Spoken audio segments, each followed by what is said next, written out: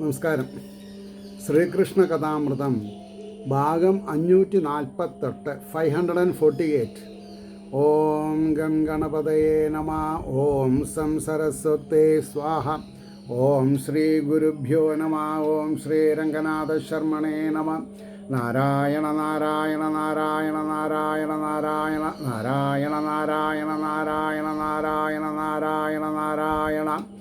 ഓം ശ്രീകൃഷ്ണാർപ്പണമസ്തു. ഓം ശ്രീകൃഷ്ണായ പരബ്രഹ്മണേ നമ. ഓം ശ്രീകൃഷ്ണായ പരമാത്മനേ നമ. ഹരേ രാമ രാമ രാമ ഹരേ ഹരേ, ഹരേ കൃഷ്ണ കൃഷ്ണ കൃഷ്ണ ഹരേ ഹരേ. ശ്രീകൃഷ്ണ കഥാമൃതം ഭാഗം 548. ലീലാകാന്ഡം, ഭഗവാന്റെ ലീലാകാന്ഡം എന്നുള്ളതിൽ 37-ാം സർഗം 34-ാമത്തെ ശ്ലോകമാണ് അവസാനമായിട്ട് പറഞ്ഞു നിർത്തിയത്. സൗന്ദര്യം, വിദ്യ, ബലം ഈ വകയാൽ ഉളവാം മതം പണമില്ലാകില്ലവനിൽ താനേ മങ്ങി നശിച്ചിടും. കാശ് കമ്മിയാണെങ്കിൽ, ധനം കമ്മിയാണെങ്കിൽ സൗന്ദര്യം ഉണ്ട് പറഞ്ഞിട്ട് അഹങ്കരിക്കില്ല, വിദ്യ ഉണ്ട് എന്ന് അഹങ്കരിക്കില്ല, ബലം ഉണ്ട് എന്ന് പറഞ്ഞ് അഹങ്കരിക്കില്ല. അതൊരു നാച്ചുറൽ ഫിനോമിനയാണ്. ബ്രാഹ്മണ, ക്ഷത്ര, വൈശ്യ, ശൂദ്ര വ്യത്യാസം ഇല്ലാതെ കണ്ട്. അപ്പോൾ പണം ഒരു പരിധിക്ക് അനുസരിച്ച് പാടും, ഇല്ലെങ്കിൽ എന്താ ദോഷമാണ്. ഈ പണം എന്ന് പറയുന്നത് ഇരുതല മൂർച്ചയുള്ളൊരു വാള് മാതിരിയാണ്. അത് ഉപയോഗിക്കാൻ അറിഞ്ഞിട്ടില്ലെങ്കിൽ നമ്മൾ സ്വയം നരകത്തിൽ പോയി പെടും. ഇനി നമ്മൾക്ക് 35-ാമത്തെ ശ്ലോകം നോക്കണം. തനിയെ വന്നിടും ദുഃഖം തപസായി തീരുമങ്ങിനെ ധനാശ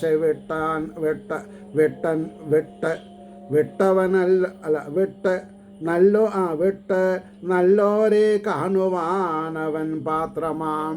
വളരെ ശ്രദ്ധിക്കണം. തനിയെ വന്നിടും ദുഃഖം തപസ്സായി തീരുമങ്ങിനെ ധനാശ നല്ലോരെ കാണുവാൻ അവൻ പാത്രമാം. എന്തതിനർത്ഥം? ധനാഢ്യന്മാർക്ക് സജ്ജനങ്ങളെ കണ്ടുകിട്ടില്ല. സജ്ജനങ്ങളെ കണ്ടുകിട്ട സാധാരണക്കാർക്കാണ്. Please take it from me. ഞാൻ പറഞ്ഞത് നിങ്ങൾക്ക് ഗ്യാരണ്ടി ആയിട്ട് എടുക്കാം. എന്താ പറഞ്ഞതിൻ്റെ താല്പര്യം? ധനമുള്ളവന് സജ്ജന സംസർഗം കിട്ടില്ല. നേരെ മറിച്ച് ഒരു ആവറേജ് ആൻഡ് ബിലോ ആവറേജ് ആൾക്കാർക്കാണ് സത്സംഗത്തിൽ ഭ്രമം ഉണ്ടാവുള്ളൂ, അവർ നന്നാവുള്ളൂ. പരമശയിലേ. അപ്പോൾ ധനാശ നല്ലോരെ കാണുവാൻ അവർ പാത്രമാം. മുകുന്ദപദമേ തേടും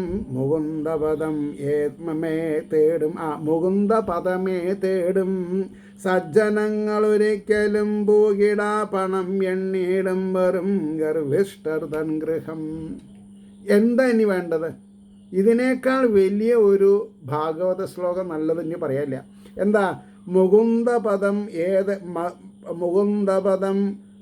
പദമേ തേടും സജ്ജനങ്ങളൊരിക്കലും പോകിടാ പണം എണ്ണീടും വെറും ഗർവിഷ്ഠൻ തൻ ഗൃഹം. ഇതിന് വലിയൊരു ഉദാഹരണമാണ് കുചേല ബ്രാഹ്മണൻ. ആ കുചേല ബ്രാഹ്മണൻ ഓട്ടയുള്ള ചേല കൊടുത്തവണ്ണാണ് കുചേലൻ എന്നുള്ള സുധാമാവ് എന്നാണ് അർത്ഥം. ഇരിക്കട്ടെ. അദ്ദേഹത്തിൻ്റെ ഒരു സഹോദരൻ, അനിയനാണോ ഏട്ടനാണോ എനിക്കറിയില്ല, രാജാവിനെ പ്രകീർത്തിച്ച് ശ്ലോകങ്ങൾ എഴുതി ധാരാളം പണം വാങ്ങിയിട്ടുള്ള ആളാണ്. അപ്പോൾ അദ്ദേഹം ഈ സഹോദരനായിരിക്കുന്ന കുചേലനോട്, സുധാമാവിനോട് പറഞ്ഞു, അങ്ങ് ഒരു ദിവസം ഞാൻ വേണമെങ്കിൽ ലീവ് എടുക്കാം, എൻ്റെ പകരത്തിന് വേണ്ടി അവിടെ പോയി രാജാവിനെ പ്രകീർത്തിച്ച് 2 ശ്ലോകം ചൊല്ലിയാൽ മതി, അങ്ങയുടെ ദാരിദ്ര്യം മാറുമെന്ന് പറഞ്ഞു. അപ്പോൾ ഈ സുധാമ ബ്രാഹ്മണ ശ്രേഷ്ഠൻ പറഞ്ഞു, എനിക്ക് ഒരു സ്വാമിയേ ഉള്ളൂ, ആ സ്വാമി ഭഗവാനാണ്. ഇപ്പം എന്താ മനസ്സിലായത്? ഇപ്പോൾ എൻ്റെ ഗുരുനാഥൻ ഇന്ന് ഗുരുപൂർണിമയാണ്.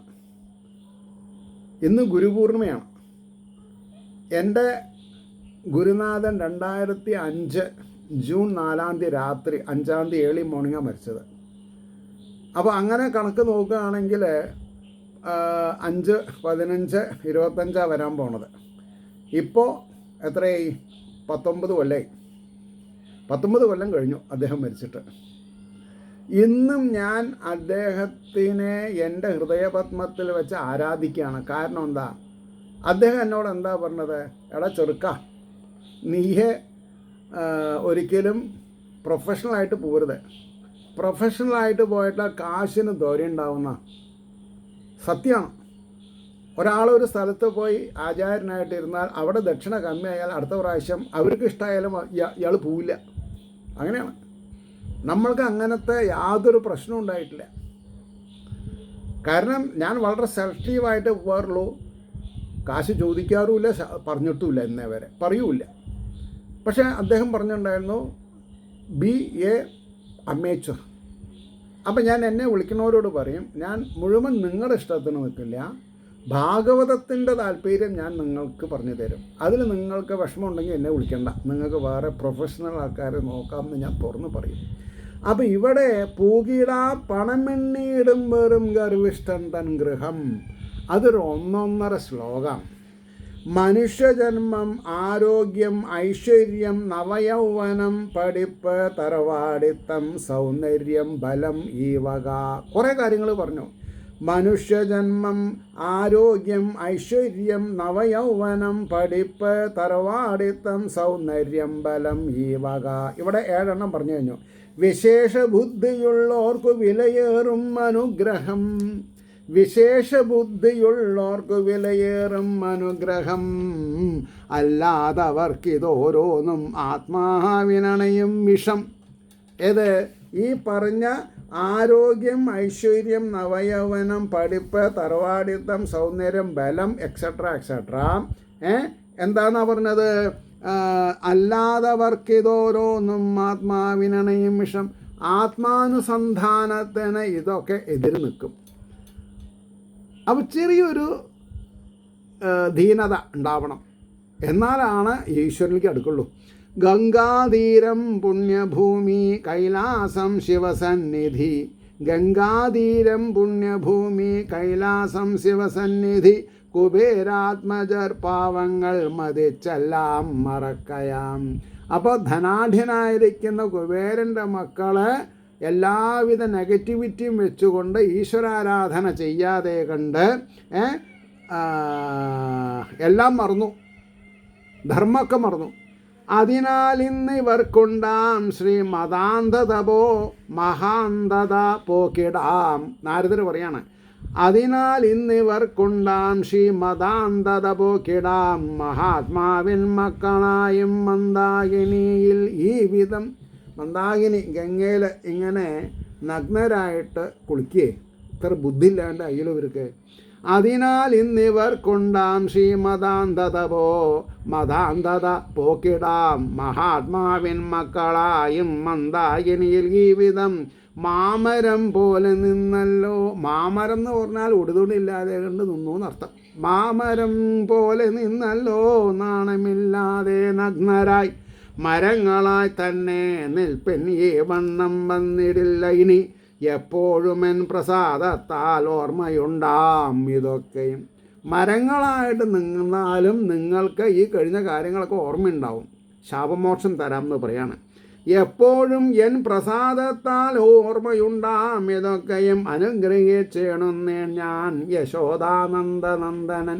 യശോദയുടെയും നന്ദഗോപരുടെയും മകനായിട്ട് കൃഷ്ണൻ. അപ്പോൾ അനുഗ്രഹിച്ചിടുന്നേൻ ഞാൻ യശോദാനന്ദനന്ദനൻ, പ്രത്യക്ഷമായി വരും നിങ്ങൾക്കൊരു നൂറ്റാണ്ടിനപ്പുറം. ഒരു 100 വർഷം കഴിയുമ്പോൾ സാക്ഷാൽ ജഗന്നിവാസൻ ശ്രീകൃഷ്ണ പരമാത്മാവ് നിങ്ങൾക്ക് ദർശനം തരും. അപ്പോൾ പ്രത്യക്ഷമായി വരും നിങ്ങൾക്കൊരു നൂറ്റാണ്ടിനപ്പുറം, അന്നോളം അമ്പാടിയിലെ പൈക്കൾക്കു തണലേകുവിൻ. അതുവരെ നിങ്ങൾ എന്ത് വേണം? അമ്പാടിയിലെ പൈക്കൾക്ക് തണലേകുവിൻ. ഒരു ഉപകാരമാവട്ടെ.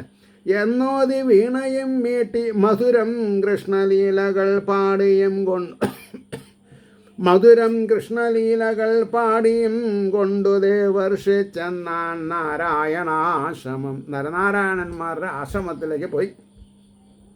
വന്ധ്യാത്മാവാം വിഭുതമുനിതൻ വാക്കിനെ സത്യമാക്കാൻ, മഹർഷിയുടെ വാക്ക് സത്യമാക്കാൻ. വന്ധ്യ ആത്മാവാം വിഭുത വിമുനിതൻ, വിശേഷമൊട്ട ബുദ്ധിയുള്ളവരെന്നൊക്കെ അർത്ഥം പറയണം. വിബുധ പുനിതൻ വാക്കിനെ സത്യമാക്കാൻ ധന്യന്മാരാം ധനധനയന്മാർക്ക് സൗഭാഗ്യമേകാൻ മിന്നും പൊൻകിങ്കിണിയും ഉരലും പൂണ്ടൊരാമോഹനാങ്കൻ മന്ദം മന്ദം മരുതുമരവും നോക്കിയേ മോദമാർന്നാൻ. ഇവരങ്ങനെ മരങ്ങളായിട്ട് നിൽക്കണം തന്നെ നോക്കിയും കൊണ്ട് ഇദ്ദേഹം എന്ത് ചെയ്തു എന്നാ പറഞ്ഞത്? നോക്കിയേ മോദമാർന്നാൻ. അവരെ അനുഗ്രഹിക്കാൻ പോവാണ്. സന്തോഷമായി എന്നാ പറഞ്ഞത്. ഇത് ശ്രീകൃഷ്ണ കഥാമൃതേ കലികൽമഷനാശനെ ലീലാകാണ്ഡേ സപ്തത്രിസംസർഗ സർവത്ര ഗോവിന്ദനാമ സങ്കീർത്തനം ഗോവിന്ദ ഗോവിന്ദ. അത് കഴിഞ്ഞിട്ടാണ് ഈ 38-ാം സർഗം യമളാർജുന ഭഞ്ജനവും സ്തുതിയും.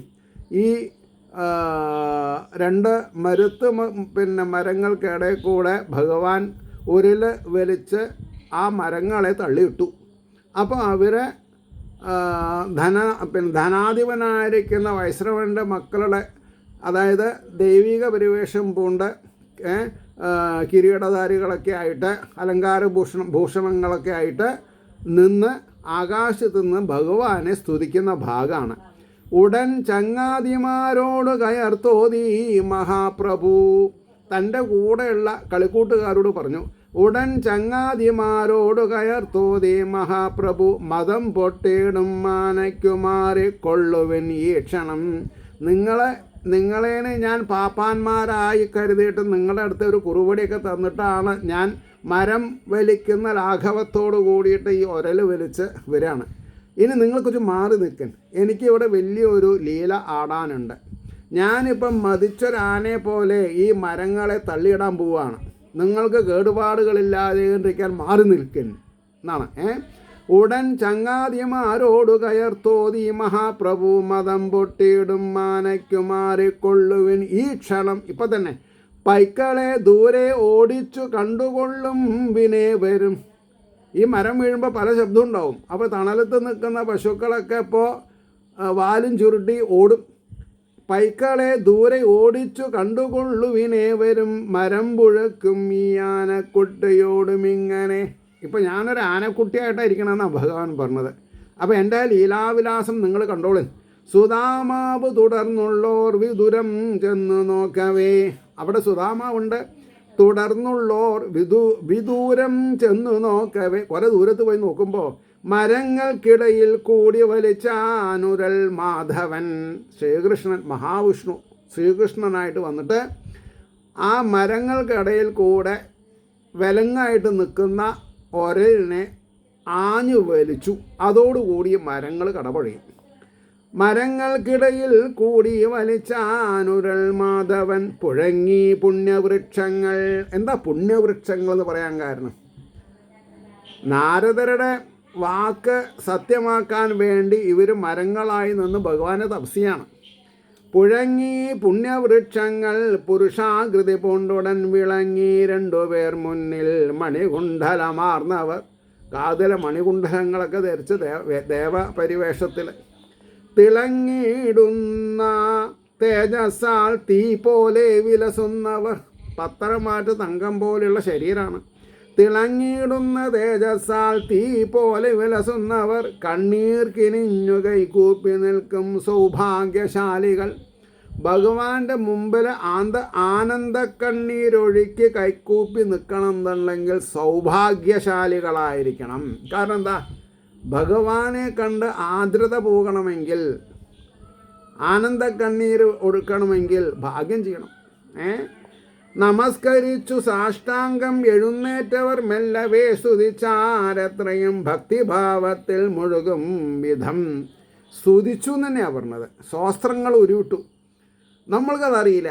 നമുക്കറിയണം ഇത് എവിടൊക്കെ സ്തുതി ഉണ്ടോ. രാമകൃഷ്ണ ഗോവിന്ദ, രാമകൃഷ്ണ ഗോവിന്ദ സ്തുതിയായി. So simple. ഹരേ രാമ രാമ രാമ ഹരേ ഹരേ, ഹരേ കൃഷ്ണ കൃഷ്ണ കൃഷ്ണ ഹരേ ഹരേ. ഇത് സ്തുതിയല്ല, ഇത് നാമാണ്. കലിസന്ധർണോപനിഷത്താണ്. അപ്പോൾ നമസ്കരിച്ചു സാഷ്ടാംഗം എഴുന്നേറ്റവർ മെല്ലവേ സ്തുതിച്ചാരത്രയും ഭക്തിഭാവത്തിൽ മുഴുകും വിധം. ഇനി 7ാമത്തെ ശ്ലോകം മുതൽക്ക് 7ാമത്തെ ശ്ലോകം മുതൽക്ക് 32ാമത്തെ ശ്ലോകം അവസാനത്തെ ശ്ലോകം വരെ ഈ മണിഗ്രീവന്മാർ യമളാർജുന ഭംഗം ചെയ്തിട്ടുള്ള ധനതൻ്റെ മക്കൾ ചെയ്യുന്ന സ്തുതിയാണ്. ഇത് പഠിക്കണം, വായിച്ചോളൂ. നമസ്തേ സച്ചിദാനന്ദമൂർത്തേ പരമപാവന കരുണാവാരിതേ കൃഷ്ണ കമലായതലോചന. എത്ര സൗന്ദര്യമുള്ള വാക്കുകളാണ്. നമസ്തേ സച്ചിദാനന്ദമൂർത്തേ പരമപാവന കരുണാവാരിതേ കൃഷ്ണ കമലായതലോചന. ഭക്തിജ്ഞാനാദിഹീനന്മാരടിയങ്ങൾ മഹാപ്രഭോ. ഞങ്ങളാരാ? ഭക്തിജ്ഞാനഹീനന്മാരടിയങ്ങൾ മഹാപ്രഭോ. നിൻ കൃപാവായ്പിനാൽ തന്നെ മിന്നേണം മിനിമേൽ കുമിൽ.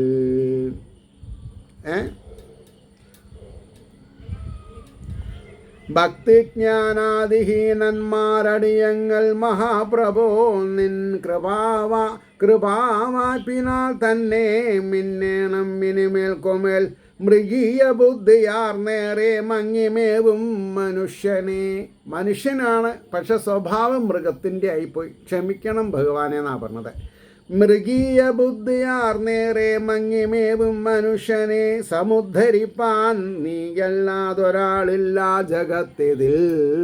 നാഥ നിൻ തിരുമുമ്പാകെ വന്ന് ഈ മംഗളദർശനം സാധിപ്പാൻ അടിയങ്ങൾക്കു ഭാഗ്യം സിദ്ധിച്ചതോർക്കുകിൽ. അല്ലേ, ഞങ്ങൾ നാരദർ മുനീനെ കണ്ടുകിട്ടിയിട്ടില്ലായിരുന്നെങ്കിൽ, ഒരു 100 വർഷം മുമ്പ് കണ്ടുകിട്ടില്ലായിരുന്നെങ്കിൽ ഞങ്ങൾ ഇന്നും മതാന്ധരായിട്ട് ജീവിതം പാഴാക്കിയേനെ.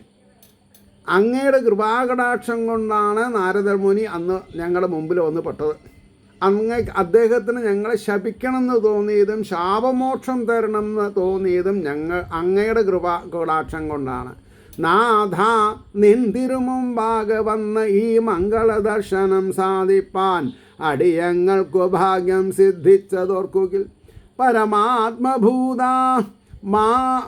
പരമാത്ഭുതം ആണെന്നേ. അവിടെ വാക്കുകൾ വ്യത്യസ്തമായിട്ടാണ് നിൽക്കുന്നത്, അതൊന്നായിട്ട് എന്നാലേ അർത്ഥം വരുള്ളൂ.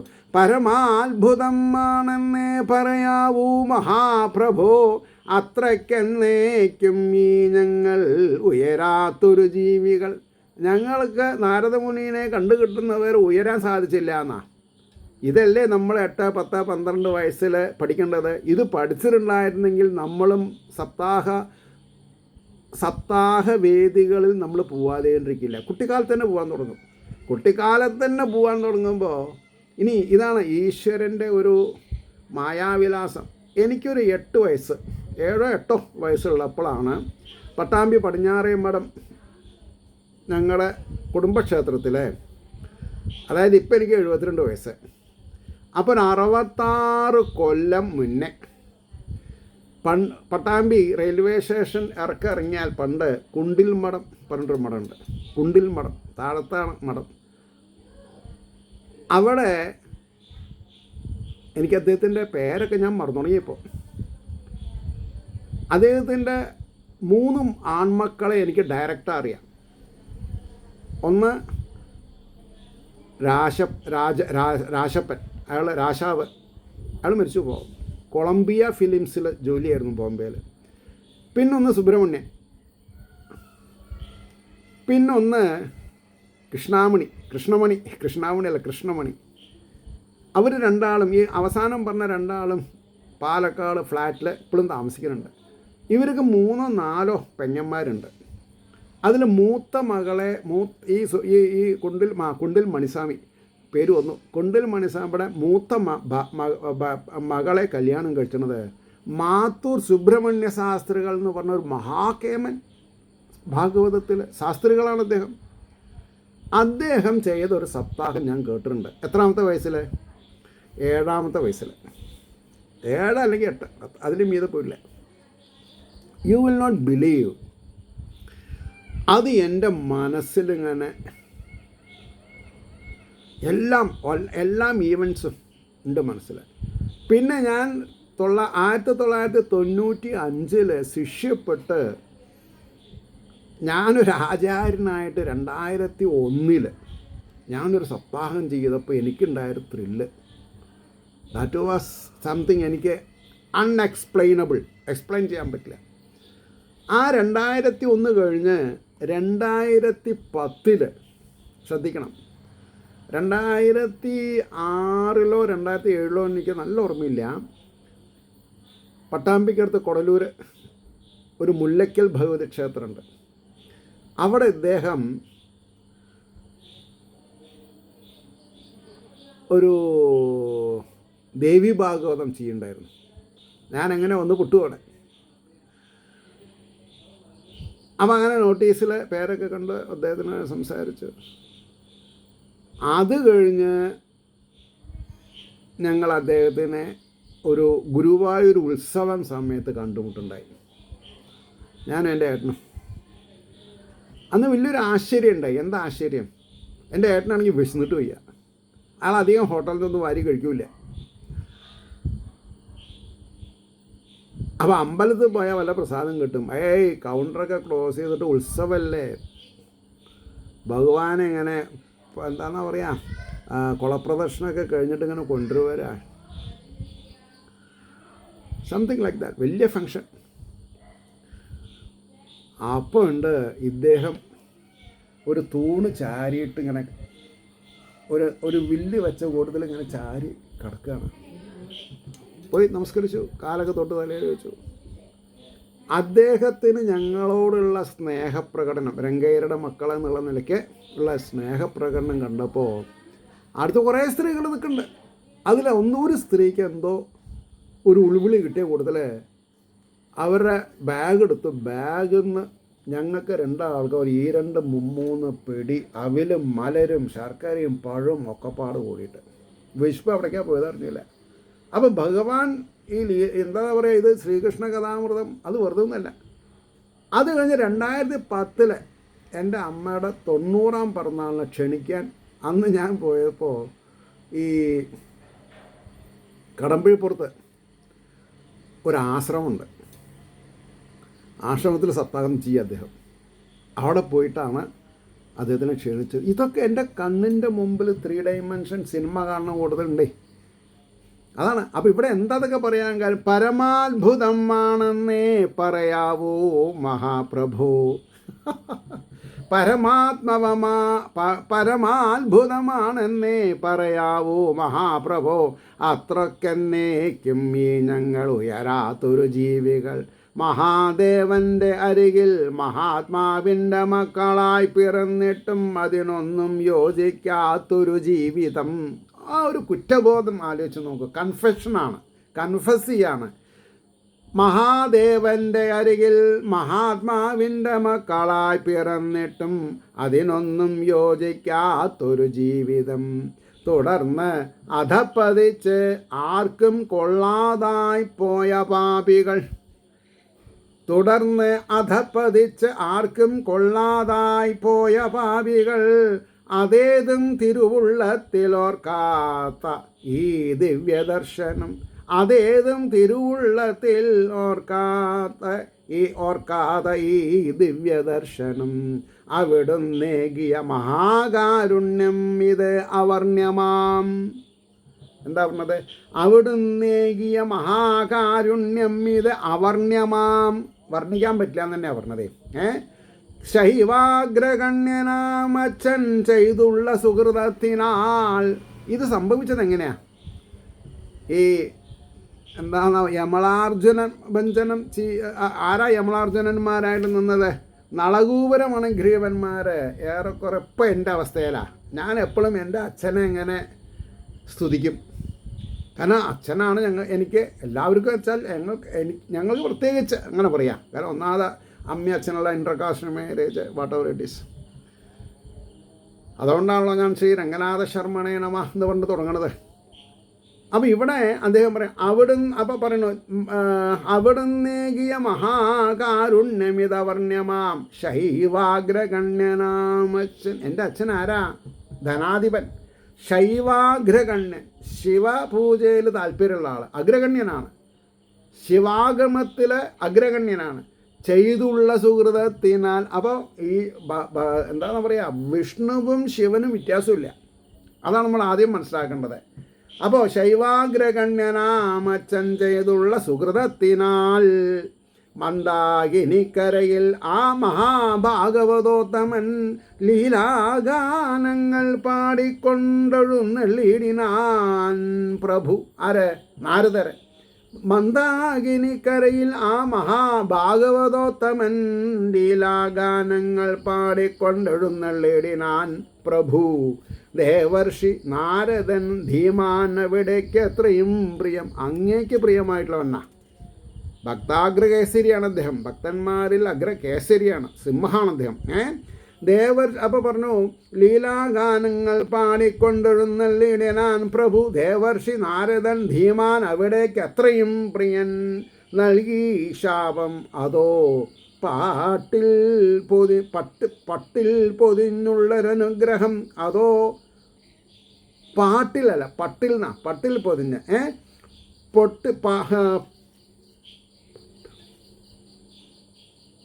പട്ടിൽ പൊതിഞ്ഞുള്ളൊരനുഗ്രഹം.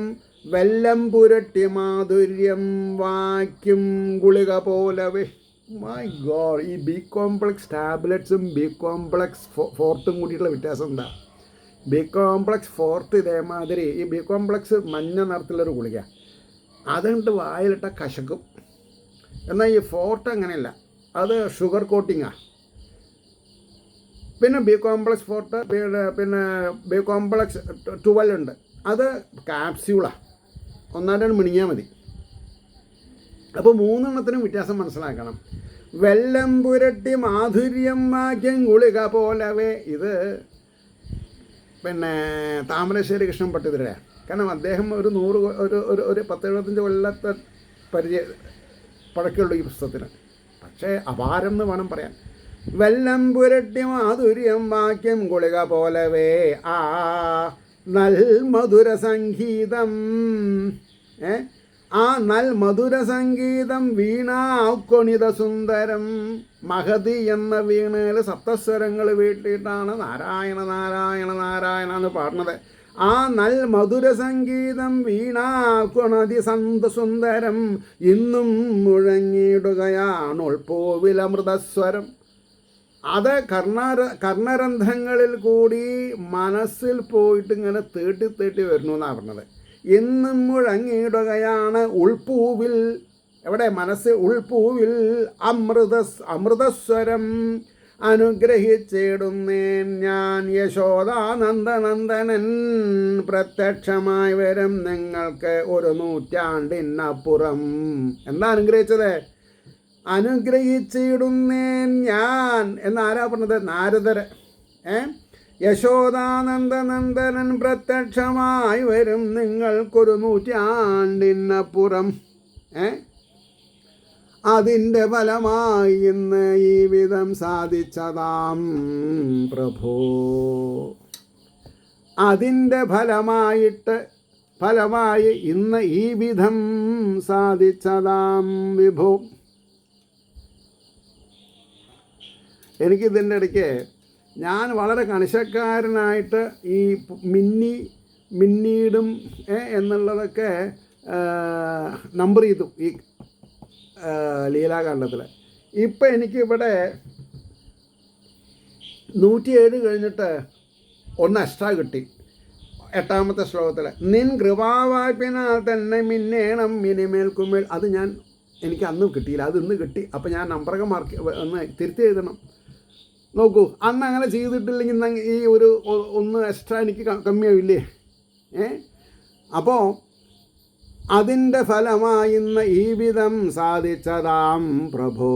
പരാനുഗ്രഹശീലത്താൽ മിന്നും കാരുണ്യശാലികൾ. നാരദരെ പറ്റി പറയാം. പരാനുഗ്രഹ, മറ്റുള്ളവരെ അനുഗ്രഹിക്കാൻ താല്പര്യമുള്ള ആളാണ് നാരദരെ പോലുള്ള ഋഷീശ്വരന്മാർ. പരാനുഗ്രഹശീലത്താൽ മിന്നും കാരുണ്യശാലികൾ. ആ മറ്റഴും മഹാത്മാക്കൾ എന്നും വെൽക ജഗത്ത് ഇതിൽ. ജയിക്കട്ടെ വെൽക. ആ മറ്റഴും മഹാത്മാക്കളെന്നും വെൽകട്ടെ ജഗത്ത് ഇതിൽ. സർവത്തിനും കാരണമായെന്നും വിലസിടുവോൻ. അരൂപനെങ്കിലും നാനാരൂപം വീണ്ടു വിളങ്ങുവോൻ. അരൂപനെങ്കിലും രൂപമില്ലാത്തവനാണ് എങ്കിലും, നിരാകാരനാണ് എങ്കിലും നാനാരൂപം പൂണ്ടു വിളങ്ങുവോൻ. ആരെ? ഭഗവാൻ. അതാത് കാലത്ത് അതാത് ഭക്തജനങ്ങളെ സംരക്ഷിക്കാനും അനുഗ്രഹിക്കാനും വേണ്ടിയിട്ടാണ് ഭഗവാൻ അവതാരം ചെയ്യണത് അല്ലേ. ഭഗവാൻ നിരാകാരനാണ്. അപ്പോൾ ഭഗവാൻ നിരാകാരനാണെങ്കിൽ നമ്മൾ വേഷം കെട്ടിയ ഭഗവാനാവുമോ? ഇല്ല. അതെന്തുകൊണ്ട് നമ്മൾ മനസ്സിലാക്കണില്ല?